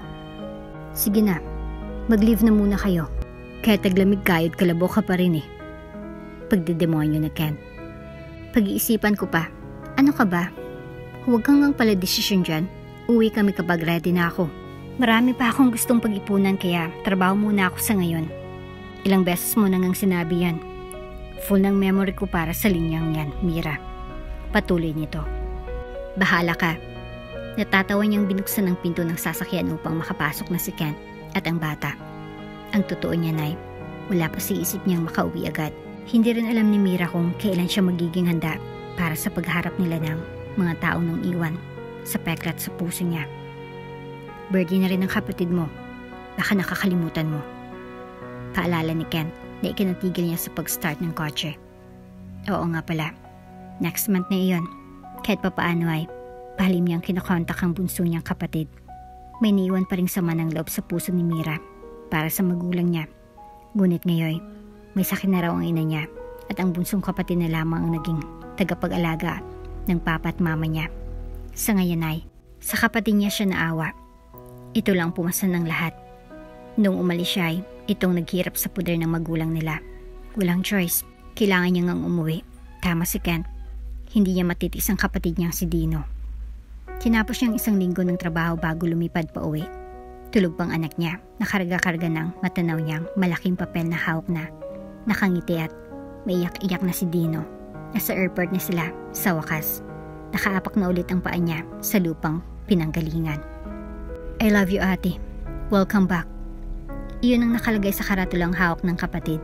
Nag-effort pa itong gawin iyon. Sira ka talaga. Hinampas niya ito sa braso. Agad siyang tinulungan ng kapatid na dalhin ang maleta niya. Sa isang hotel muna sila ng anak niya, mamamalagi. Saglit lang naman sila at babalik din agad ng Canada. Hindi sila pwedeng magtagal dito. Para bongga. Ani Dino at pumalakpak pa. Bakla si Dino. Suportado niyang kabaklaan nito. At ganun din ang ama niya. Tanging mama niya lang ang tutol. May bago pa ba? Si isip-isip niya. Ito naman talagang parating kontra sa lahat ng gagawin nila. Naiwan ang mama nila sa kapitbahay na binayaran nila para malayang makalabas si Dino. Kahit papaano'y ma-enjoy naman ni Dino ang buhay single nito kahit saglit. Pinaparlor niyang kapatid. Trinit sa mamahaling kainan. Binigyan niya ito ng pera para sa birthday nito. Masaya na ito. Kaya lang, hindi ganong sobrang saya. Dahil hindi siya pwedeng dumalo muna ngayon sa kaarawan nito. Siya na munang aasikaso sa branch ni Kent dito sa Pinas habang nandito siya. Hintayin niyang makabalik si Kent dito bago sila lilipad ulit tungo sa Canada. Eat muna tayo sa baba? Tanong niya sa anak nang magising ito at kumpleto ng tulog. Yes, mama. Bis muna ako. Nagbibis na itong mag-isa dahil hindi niya hinayang parati na lang itong nakadepende sa kanya. Pagkatapos nitong makapagbihis ay bumaba na sila. Gustong-gusto niyang puntahan ang bahay nila para mabisita ang mama niya. Pero hanggat hindi sinasabi ng mama niyang gusto siya nitong makita, hindi siya magpapakita. Kaya ng parating itong kainin, lasagna. Iyon na naman ang order ng anak. Nasagi niya ang tinidor kaya nahulog iyon. Akmang pupulutin niya iyon nang may naunang pumulot niyon. I'm sorry. Aniyat tumingala. Hindi niya na nagawang abutin ang hawak nitong tinidor nang makita niyang maayos na may-ari ng kamay na pumulot ang tinidor. Mira. Tilawla sa sariling banggit ng lalaki. Si Douglas, formal na nakasuot ng business suit. Mas nag-mature itong tingnan. Hindi na tulad ng dati. Kung gwapo ito dati, mas lumala naman ngayon. Sorry. Aniya agad na kinuha ang tinidor. Hindi niya ito matingnan ng maayos. Mama? Water. Gusto ko water. Biglang sabi ng anak niya. Napabaling si Douglas sa batang nasa harapan niya. Mas lalo siyang kinabahan. Kita ang gulat sa mukha ni Douglas. Hindi may pagkakailang itsura ng kanyang anak. Manang-mana ito sa ama nito. Kaya kahit magsinungaling siya at sabihin hindi nito anak ang batang nasa harapan nila, hindi niya magagawa. Here's your water, baby. Agad niyang sinalinan ang baso ng bata. Napansin niyang hindi natinag si Douglas sa kinatatayuan. Kinakaban siyang baka kausapin nito ang bata. Paano kung makipaglapit ito sa anak niya? Tapos bilang gustong sumama ng anak niya sa ama nito. Kung ano-anong pumasok na ideya sa utak niya dahilan para mas lalo siyang kabahan. Douglas? Malambing na boses ng babae ang narinig nilang tumawag sa pangalan ni Douglas. Para silang napabaling doon, isang matangkad, payat, at naka-nightgown ng pula ang babaeng papalapit. Nagtagis ang bagang niya at nagawa pa nito maghanap ng ibang babae. At dito pa talaga sa harapan ng anak niya gagawa ng eksena. Umiigting ang ugat sa sentido niya. Sinikap niyang ito ng pansin sa anak niya. Hindi niya ipapakitang apektado siya. Sa peripheral vision niya, nakita niyang pinauna ni Douglas ang babae sa naka-reserve na table. Panay ang sulyap ni Douglas sa gawin nila ng bata. Baby, let's go. Agad niyang anyaya sa anak tapos nitong kumain. Hindi na siya kakain, nawala na siya ng gana. Iritado si Mira kahit nung naka-duty na siya. Pero sinisikap niyang umaktong professional sa harap ng mga customer. Siya pa man din ang acting head ng branch na ito. May manager at busy ang lahat. Tumutulong na rin siya sa baba ng hotelay, ang branch ng coffee shop ni Kent. Kaya dito rin sila nag-book ng room. Hanggang sa makabalik lang si Kent dito sa Pinas, saka sila babalik ulit sa Canada. Nasa sulok ng coffee shop ang anak niyang si Donner. Abala ito sa pinapanood sa phone. Kapag wala ng customer ay lalapit ito sa kanya para manghingi ng cake. Coffee Americano. Isang familiar na boses ang narinig niya kaya't natigilan siya. Nilingon niyang inaasikasong customer ng empleyado. Namilog ang mata niya nang mapagtantong si Douglas ang umorder. Oo nga pala. Malapit sa hotel na itong company building nito, kaya hindi nakapagtatakang maliligaw ito sa coffee shop ni Kent. Pero galit ito kay Kent, kaya bakit nandito ito? Sinundan niya ng tingin si Douglas. Mas lalong namilog ang mata niya nang tumayo ang anak niyang si Donner at tumakbo palabas. Kaya lang napatid ito, mabuti na lang at mabilis na naagapan ni Douglas. Agad niyang iniwan ang trabaho niya at tinakbo ang anak. Nakita niyang natapon ng kape ni Douglas kaya agad niyang tsinyak ang katawan ng anak. Baka napaso ito. Baka nabusan ng kape. Pero wala naman at ayos lang si Donner. Mama, he's hurt. His coffee was buhos to his hands. Agad tinurin ni Donner si Douglas. Help him, Mama. Alanganin nang umiti si Mira sa anak. Hindi niya alam kung anong sasabihin. No, it's fine. Malit lang ito. Maluwag ng ngiti ang ginanti ni Douglas sa bata. Inasahan niyang susunggaban ng lalaki ang pagkakataon na iyon para manulsul para makalapit sa anak niya. Pero wala. Tila walang balak magpakilala kay Donner bilang ama. Oo nga naman. May girlfriend na ito. Nakita niya nga kagabi, mukhang may date pa. May iritasyong namo sa sistema niya nang maalala iyon. Pinagdarasalan niya na lang sana bumalik na agad si Kent sa Pinas para makabalik na sila sa Canada. Hindi niya na nagugustuhan nitong nararamdaman niya. Salamat. Labas sa ilong na sabi niya kay Douglas. Tumango lang si Douglas at tahimik na umalis. Dumating ang Sabado. Birthday ng isa sa empleyado ni Kent. Balak mag-clubbing ng mga ito at niyaya pa siya. Minsan lang naman to, ma'am. Pa-birthday niyo po sa akin. Iyong mismong birthday celebrant ang nag-aya pa sa kanya. Niisip niya si Donner. Pero darating si Dino sa Sabado kasi sinabi nitong gusto nitong makasamang anak niya. Gusto makipaglaro sa pamangkin nito. Niya na siyang tanggihan ng hiling ng magbe-birthday kaya sumang-ayon siya. Pero hindi siya masyado magpapagabi. Ate, marunong ako mag-makeup. Gusto mo make-upan kita? Offer ni Dino. Hindi naman kailangan pero nagpumilit si Dino. Minsan ka na nga lang mag-ayos eh. Itodo mo na ate. Kaya kalaunan ay napapayag siya ng kapatid niya. Sinisiguro din itong maayos nitong babantayan ng anak niya. Ilang taon na itong nag-alaga sa magulang niya. Kaya kampante siya sa kapatid niyang aasikasuhin nito ang mabuting anak niya. Tuwang-tuwang mga empleyado ni Kent nang sabihin niya pa na sagot niya lahat ng gastos sa gabing iyon. Single ka raw ba, ma'am? May pogi doon na nagtanong. Turo ng kasama niya sa counter. May lalaking matangkad doon na nakaharap dito. At nang balingan niya ay agad kumaway. Umirit naman sa kilig ang mga empleyado ni Kent. Natatawa siyang umiling. Yes, single but not ready to mingle. Aniya sabay tawa ulit. Nakailang shot na siya. Naalala niya pa kung ilang beses siyang pinalis ng mga customer dati sa table ng club. Kung ilang beses niyang mapansin kung gaano kababang tingin ng mga iba sa kanilang mga waitress doon. Ngayon siya ng head ng mga trabahante sa isang sikat na coffee shop. Nakapag-travel na siya. Kaya niya nang bilhin lahat ng gustuhin niya, hindi tulad noon. Pero pakiramdam niya ay may kulang. Hindi niya matukoy kung ano. Tumayo siya, hawak ang isang baso ng nakakalasing na inumin. Uy, hala. Sasayaw ka na, ma'am? Tudyo ng makasama niya. Ngumiti lang siya at bahagyang tumango. Tara na, samahan na natin si ma'am. Nagsipagtayuan rin ang iba kasama niya. Sinamahan nga siya ng mga ito sa dance floor. Nung una, ang saya-saya pa ng mga ito hanggang sa namalayan niyang humiwalay siya sa grupo. Minsan ay gumigewang na siya dahil sa kalasingan. Minsan lang naman, mula sa sariling bulong niya. Panay pa rin siya sayaw at giniling ang bewang hanggang sa may napansin siyang pumaikot sa bewang niya ang braso kung sino sa likod niya. Sinabayan din siya nito sa pagsayaw niya. Hindi niya na ito pinansin at patuloy na sumasayaw.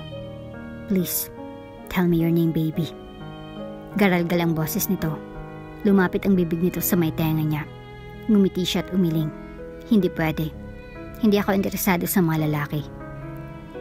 At nagpatuloy siya sa pagsayaw. Pero nagmatigas ito at kinabig siya nito sa katawan nito kahit gusto niya nang lumayo dito. Binalingin niya ito at binigyan ng nakakainsultong ngisi. Gwapo ka, pero pinipilit mong sarili mo sa babae. How cheap. Ngumisi siya, pero hindi ito nadala sa pang-iinsulto niya. Akma na nga siyang halikan pero isang kamong tumama sa pagmumukha nito. Bago pa siya nito nagawang halikan. Nagulat at napaatras siya. At sa kanya na malayang, nasa tabi niya na agad ang mga kasamahan. Ayos ka lang, ma'am? May pag-aalalang usisa ng ilan. Tumango lang siya at binalingan ang kaguluhan. Pero ang iritado at nagdidilim na anyo ni Douglas ang bumungad sa kanya. Dumudugo ang kamo nito nang haklitin ang braso niya para hilahin palayo. Nahimatay yung lalaking nambasto sa kanya. Ngayon papalabas na sila ni Douglas sa club. Hindi na siya nakapagsalita sa bilis ng mapangyayari. Natagpuan niya na lang sariling nasa loob na ng kotse ni Douglas.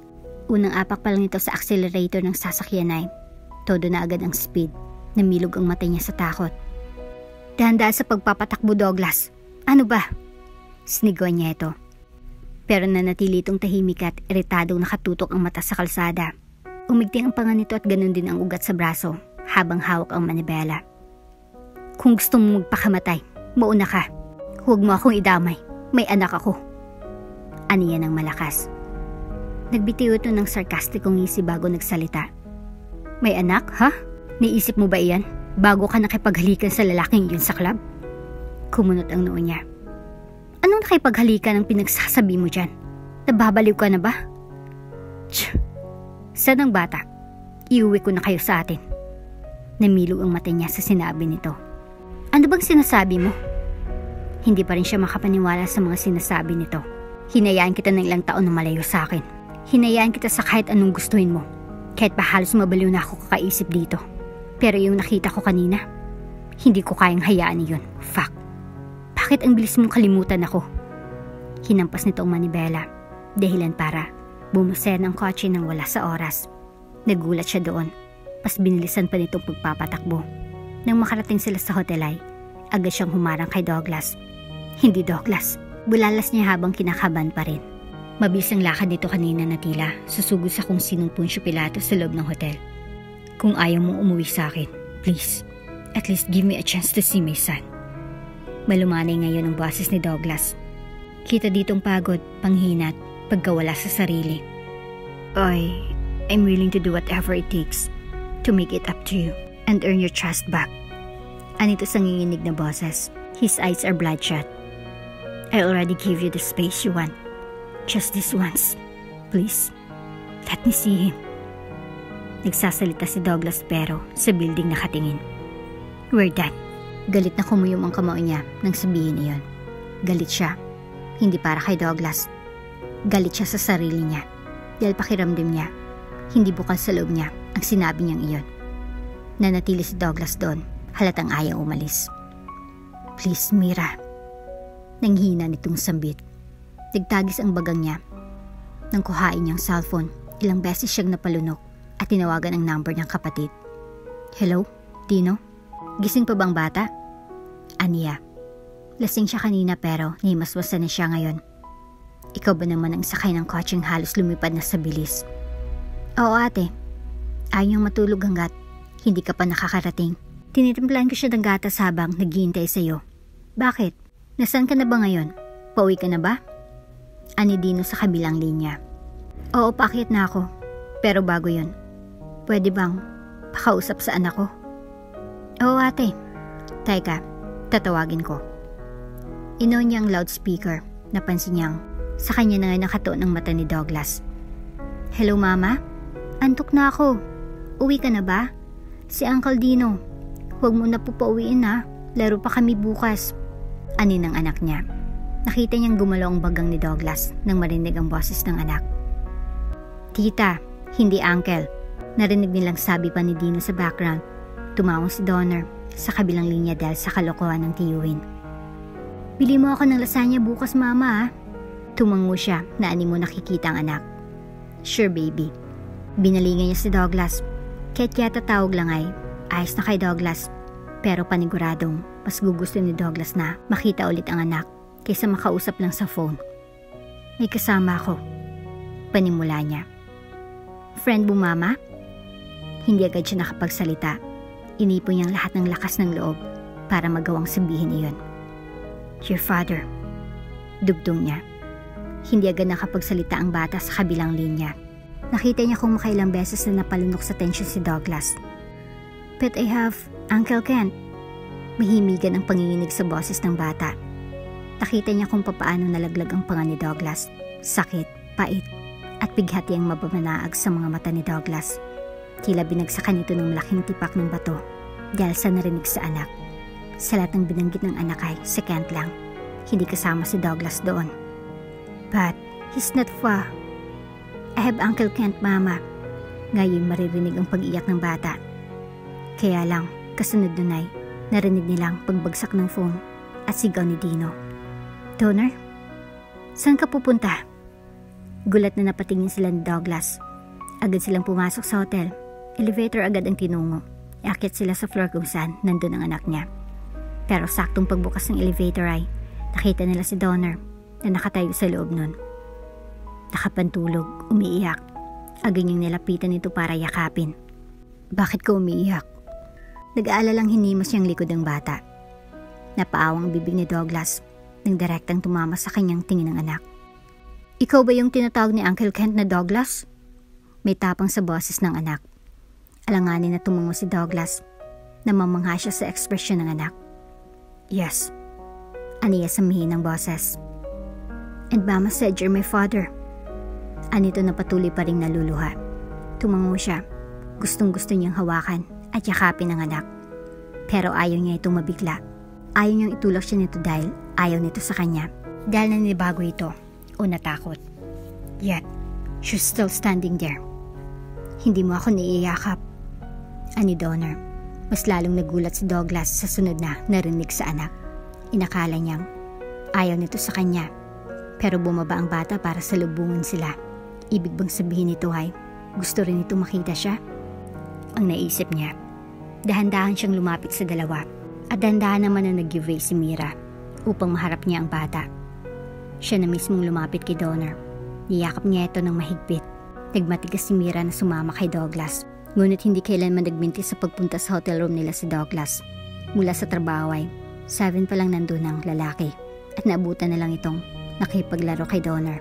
Kapag tulog ng anak nila ay ihatid na ito ni Douglas sa kama. Tapos makapagpaalam sa kanya ay aalis na ito. Douglas, ano yan ang malapit na ito sa pinto? Hindi niya alam kung kumain man lang ba ito bago tutungo dito sa hotel. Paniguradong pagod na ito pero nagagawa pa rin na magtungo dito sa hotel. Kumain na muna tayo. Dugtong niya. May dala siyang pagkain. Pinakain na kanina ni Dino ang anak niya. Pasaglit-saglit itong nagtutungo doon para bantayan ang pamangkin. Nakatayo lang si Douglas at nakatanaw sa kanya. Kalaunan ay sumunod ito sa kanya. Nang ilapag niya ng plato at kubyertos ay umupo na rin ito pero katabi niya. Binigay niya dito ang isang plato tapos ay binuksan lahat ng pagkain na dala. Kumain na tayo. Malamig na sabi niya. I heard. Babalik kayo sa Canada. Natigilan siya. Hindi niya alam kung saan ito narinig iyon. Alanganin siyang tumango. Oo, kapag nakabalik na si Kent dito. Napasin niyang paglunok nito. May bahay din ako doon. Pwede niyo namang. No need. Putol niya sa sasabihin nito. Mag-offer na naman ito ng tulong gaya ng parati nitong ginagawa. It's 2 times bigger kaysa sa cabin na ginagamit nyo. Kunot noong nilingon niya si Douglas. Paano mo nalaman na cabin size ang tinitirhan namin? Napanganga ito saglit at hindi agad nakapagsalita. Kalaunan ay nagsalita rin. Ina-update ako ni Ken. Namilog ang mata niya sa narinig. Nag-uusap kayo ni Ken? Yes. Nung umalis ka pa sa Canada, nag-uusap na kami nun at parati niya akong kinakwentuhan tungkol sa buhay niyo doon ng bata. Napakurap-kurap siya at sumubo konti ng kanin. Sumunod ako doon. Binili ko ang malaking bahay malapit sa cabin size house na tinitirhan niyo doon. Hindi ko mapigilan ang sarili kong hindi lumapit sa inyo. Kalaunan ay naramdaman ni Mirang uminit ang sulok ng mata niya. Napakalapit nito sa kanila pero hindi man lang ito dumalaw sa bahay nila para kumustahin sila. Umaasa lang ito sa info na makukuha nito kay Ken at hindi niya alam kung bakit siya naiinis ngayon. Ano naman kung hindi dumalaw si Douglas? Magagalit ang girlfriend mo kapag nalaman niya iyon. Nagbitiw siya ng mapait na tawa. Kumunot ang noo ni Douglas. Girlfriend? Oo nga pala. Hindi ka nag-girlfriend. Sarcastic kong tumawa ulit siya kahit gusto niya nang umiyak. Simula nung hiwalayan mo ako, Mira, hindi ko na nagawang bumalik pa sa dati kong buhay. Kung ano ako ngayon, dahil ginawa mo akong ganito. Natigilan siya at napabaling kay Douglas. Mas marami akong oras para hanapin kayo kaysa paglaanan pa ng oras ng ibang tao. Nanatiling laglag ang panga niya sa mga sinabi nito. Nararamdaman niyang katotohanan doon.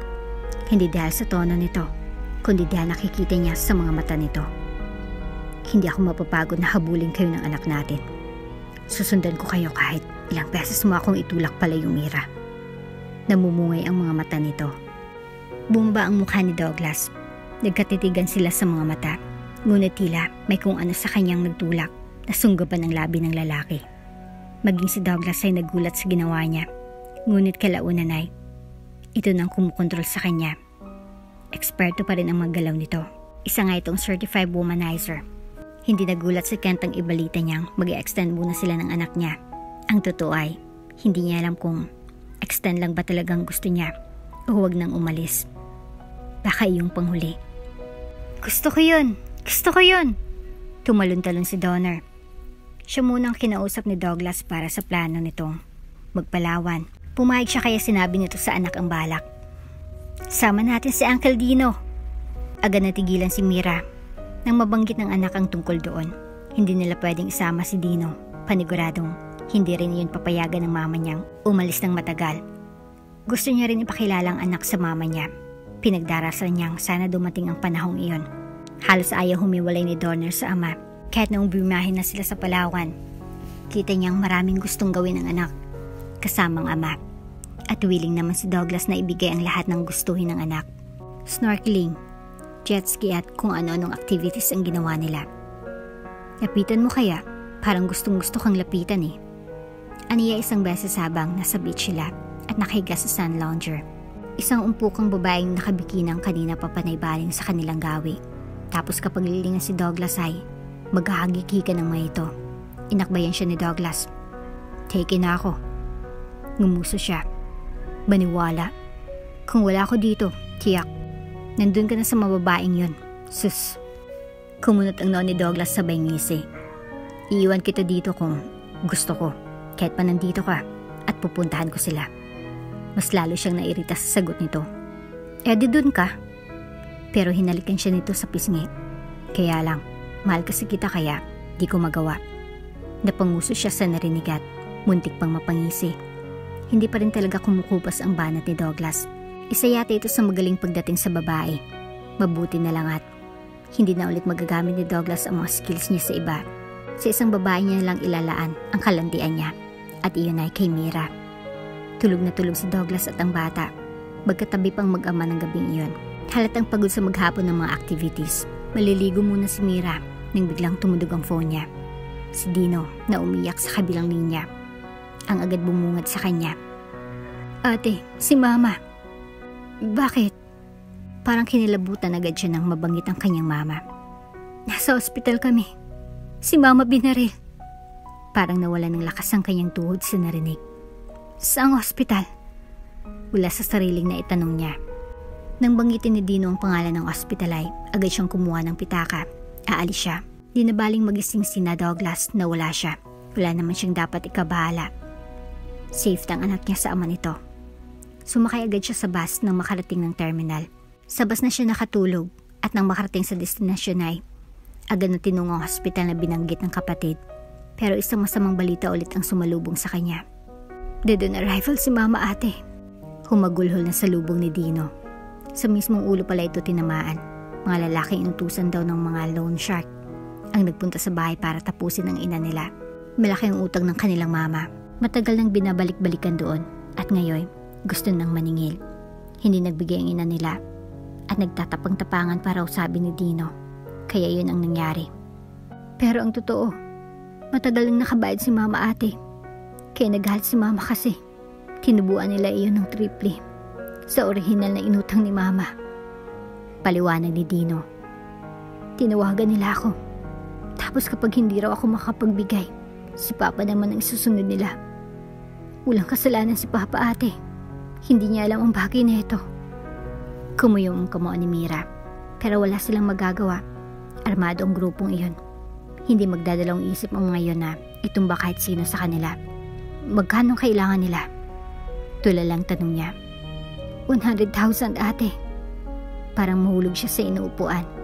Sumunod din agad sina Douglas. Kinabukasan nang ma-receive ng lalaking chat niya. Hindi ko na alam ang gagawin. Aniyang umiyak matapos siyang salubungin ng mainit na yakap ni Douglas. Inimbestigahan ito sa tulong ng private investigator na hinar ng pamilya ni Douglas. Kailangan lang itong makuhang 100,000 at okay na pero gusto ng pulis na mahuli ang mga suspect. Magiging okay rin ang lahat. Mabibigyan natin ng hustisya ang mama mo, Iha. Aning mama ni Douglas na siyang hands-on sa pag-iimbestiga ukol sa kasong ito. 4 na araw nang nagdaan at kumontak ulit ang mga taong iyon. Nagkasundo na kung saan magkikita at magpapalitan. Pero isang malaking hindi ang sagot ni Mira nang malaman na gagawing payan ng kapatid para sa negosasyon na ito. Bakit ang kapatid ko? Bakit hindi na lang yung iba? Yung mas sanay sa ganitong trabaho? Bulalas niya. Maghinala sila kung ibang taong pupunta at hindi ang kapatid mo. Siyang tinawagan kaya kailangan na siyang sisipot. Hinampas siya ang desk ng head. Pati ang mga pulis ay nagulat sa reaksyon ni Mira. Kung mamimiligro ang maging buhay ng kapatid ko, mas mabuting huwag niyo na silang hulihin. Nanggagaliiti siya sa galit. Mira, hinila siya ni Douglas para yakapin dahil sunod-sunod ng hingal niya. Calm down, calm down. Alam ni Douglas na maging shy. Mahirapan din kung nasa ganitong sitwasyon din ang kapatid niya. Kaya naiintindihan niya si Mira kung magagalit ito ng ganito. Sisiguraduhin namin ang kaligtasan ng kapatid mo, ma'am. Hindi siya mapapahamak sa operasyon na ito. Ani ng isang pulis na kasama sa operasyon. Nang makausap rin ni Mira ang kapatid ay buo na rin ang loob nitong pumayag sa gagawin. Para makulong sila at para mabigyan ng hustisyang nangyari kay Mama. Gagawin ko ito para kay Mama. Dahil kahit ibigay natin ang pera na kailangan nila, hindi natin masasabi kung ligtas na tayo at hindi nila tayo babalikan. Kaya kailangan silang makulong ate. Paliwanag ng kapatid niya. Tumawa ito at nagbiro pa. Kumakembot lang ako kapag naglalakad. Pero kapag pagdating na sa takbuhan, mas mabilis pa akong tumakbo kaysa sa kanila, no? Nampas niya ito sa inis. Delikado na nga ang buhay nito ay nagagawa pa nito magbiro ng ganyan. Dumating ang mismong araw ng operasyon. Alerto at nakalad na ang mga plano para sa gagawing paghuli sa mga sindikato na ito. Kita nila sa CCTV ang mga mangyayari sa operasyon dahil nagkabit ang mga pulis bago pa man gagawin ang operasyon. Naglakad sa gitna ang kapatid niya, dalang bag na pera na hinihingi ng mga ito. Kinakaba na nga ng todo si Mira. Kanina pa ito nakaupo malayo sa monitor para hindi makita ang susunod na mangyayari. Mas lalo lang kakabahan si Mira kapag nakita niya ang monitor. Nagmamando ang pulis. May maliit na earpiece na suot si Dino para makausap ito ng mga pulis habang nasa mismong pangyayari ito. Napaiktad lamang si Mira sa kinaupuan nang marindig ang putukan. Agad siyang tumayo para magtungo sa monitor. Nakita niyang nakadapa si Dino yakap ang isa pang pulis. Nakaposes ng 5 lalaking armado. Napakabilis ng pangyayari. at nakahinga siya ng maluwag nang malamang ligtas ang kapatid niya. Salamat po Diyos ko. Pinagkiskis niya yung dalawang palad habang nakikita ang paalis ng lahat sa lugar. Nang makarating sa office ang kapatid ay agad niya itong sinalubong at niyakap. Akala niya iiyak ito at sasabing natakot ito. Pero iba ang sinabi ni bakla. Grabe, yung crush kong pulis ang pumunta para yakapin ako. Hindi naman nila sinabing yung gwapong yun palang ipapadala nila. E di sana, nakapag-perfume man lang ako ng bongga. Umirit mang kapatid niya sa kilig. Natulala siya sa reaksyon ng kapatid. Hindi niya inaasahang ganun ang reaksyon nito. Imbis na trauma ay mukhang kilig pang resulta ng nangyari. Pero nagpapasalamat siya ligtas ang kapatid niya. Hinayaan ni Douglas na makapagpahinga si Mira pagkatapos ng mga stress na nakuha nito sa pangyayaring iyon. Sinagot niyang tawag ni Kent nang makita niyang pangalan nito sa screen niya. Kumusta si Mira? Ayos lang ba sila? Ang bata. Sunod-sunod ang mga tanong nito. You idiot. Makapagsalita ka, akala mo naman pababayaan ko sila. Basta magaling ako sa'yo. Narinig niyang tawag ni Kent sa kabilang linya. Namiss ko na sila. Panunuya ni Kent. Bawal mo silang mamiss. Bawal na ngayon. Tumawa ulit ito. Kahit kailan talaga, hindi ito diinis sa kanya. Kahit dati niya na itong parating binabara. Ikaw na talagang bahala sa kanila. Ngayon, kampante na ako dahil nandyan ka na. Formal na sabi ni Kent. Yes. Salamat sa lahat ng tulong. Inamin ni Kent na nahulog ng ang loob nito kay Mira noong mga panahong ito ang parating nakakasama ng babae. Pero para sa kanya, nagbaraya sa Kent upang ibigay sa kanyang second chance na alam niyang hindi niya dapat deserve. Nasaktan niyang kaibigan niya. Pinag-isipan niya ito ng hindi maganda. Pinagdudahan niya si Mira at nasaktan niya ang babae. Ang mas malalay, muntik pang mawalang anak niya.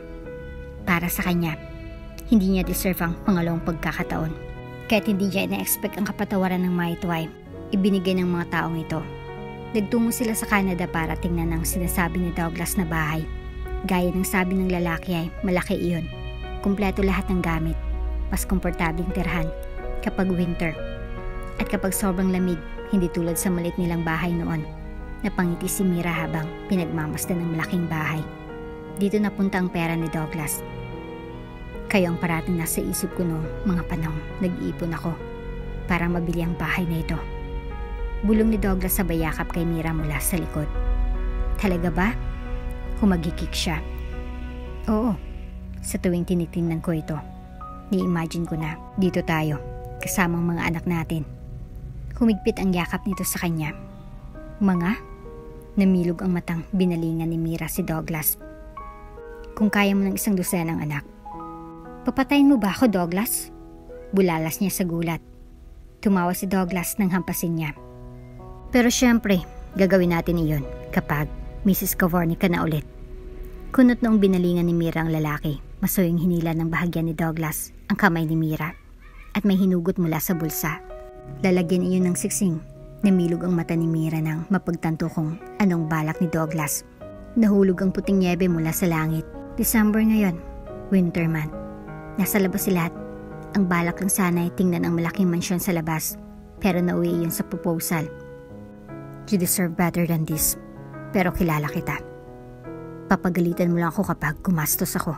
Ayoko masapok sa mismong proposal ko. Natawa si Mira. Pagdating kina Mira, masyadong kastador itong si Douglas. Mira, will you marry me for the second time? Namamaas ang boses ni Douglas. Maiyak na titigan ni Mira ang lalaki, si Douglas. Ang lalaking napupuno ng imperfections nung unang makilala niya ito. Pero sinisikap nitong mapunan ang lahat ng pagkukulang nito para sa isang taong pinakamamahal nito. Ang lalaking hindi naniniwala sa pag-ibig. Ang lalaking hindi nag-girlfriend ay heto sa harap niya, nakaluhod at hinihingi ang kamay niya. Yes, papakasal ako sa iyo, Douglas Cavorny. Nanginginig na sagot niya sa tanong nito. Agad itong tumayo ng maayos. Tila nagmamadaling isuot ang singsing sa daliri niya. Baka magbago biglang isip mo, mahirap na. Natatawang biro ni Douglas. Hindi naman halatang nagmamadali si Douglas. Dahil isang week lang ang tinagal nila sa Canada at nagyaya na agad bumalik para maasikaso ang kasal. Iya, ang akala ko talaga. Humahagol ng iyak ni Mrs. Cavorny. Tinawagan nila ito sa phone nang makauwi sila sa Pinas. Alam kong parating stress ang bigay ng anak ko sa'yo. Hindi ko akalaing magkakabalikan pa kayo. Natutuwa akong binigyan mo siya ng pangalawang pagkakataon. Napangawi si Douglas nang marinig ang panglalait ng mami nito dito. Ikaw lang makapagpapatino dyan sa anak ko. Ikaw lang pinapakinggan yan. Kaya nagpapasalamat akong dumating ka sa buhay niya. Iniisip kong hindi na siya magbabago dati. Pero naging posible nung dumating ka. Parang matutunaw naman si Mira dahil sa mga sinabi ng mama ni Douglas. Kahit sinabi ni Mira na ayos na siya sa huwes. Pero isang kakaibang wedding sa tabing dagat ang dinaos. Hindi pa papigil na gumastos ang pamilya ni Douglas. Para doon, magarbong ang kasal dati na pareho lang silang napipilitan. Ngayon pa kaya na pareho na nila itong ginusto? Magkahawak kamay na naglalakad silang dalaw sa dalampasigan. Sinadyang dinala ni Mira si Douglas doon. May sasabihin siya sa mapapangasawa. Hawak-hawak ni Mira ang isang bagay sa kamay. Bago ang kasal gusto ni Mira na malaman itong bagay na iyon. Sinabi ng papa mo na bawal magkita ang mga ikakasal bago ikasal. You silly. Gumisi si Douglas. Kahit hindi natin gusto ang kasal dati, natuloy pa rin naman. At saka, importante ang sasabihin ko sa iyo ngayon kaysa sa mga pamahiin na iyan. Bumuntong hininga si Douglas. Nalaman ng lalaki na may pagkasuwail din pala itong si Mira. Inasahan pa man din ni Douglas na siya lang ganun. Pero kahit papaano, nagustuhan niyang side na ito ng babae. And what is it? Sabi mo importante. Na-curious tuloy ako lalo. Inangatan ni Douglas ng kilay si Mira. Binigay ni Mira ang bagay na hawak-hawak kanina. Kunot noong tiningnan ni Douglas ang bagay. Ang kunot noong ay napalitan ng panlalaki ng mata. Hawak ni Douglas ang isang piti na may dalawang guhit. It's another gift that will be part of our life. Naiyak na sambit ni Mira. Sa pagkakataong ito ay nagsisimula ng lumaki ang pamilya nila. Natuloy ang kasal sa dalampasigan kinabukasan. Ang mga taway nagpalakpakan, sumabay sa mabining ihip ng hanging pandagat. You may now kiss the bride. Anonsyo ng pari. Nagkatitigan sila Douglas. Itong babaero na ito. Hindi niya inaasahang mapapaamo ng isang tulad ni Mira. Hindi man matupad ang isang dosenang anak na gusto ni Douglas, sisikapin ni Mira na may ibigay dito ang pagkakataon para maramdaman nito ang pagiging ama. I love you. Napapaas na sambit ni Douglas na sinagot ni Mira ng isang masuyong halik. At dito na nga po nagtatapos ang ating kwento. Hanggang sa muli. Bago ka pa lang sa channel neto, ibang kwento ni Ate Jane, istorya mo, ikwento ko. Huwag kalimutang pindutin ang notification bell at subscribe button.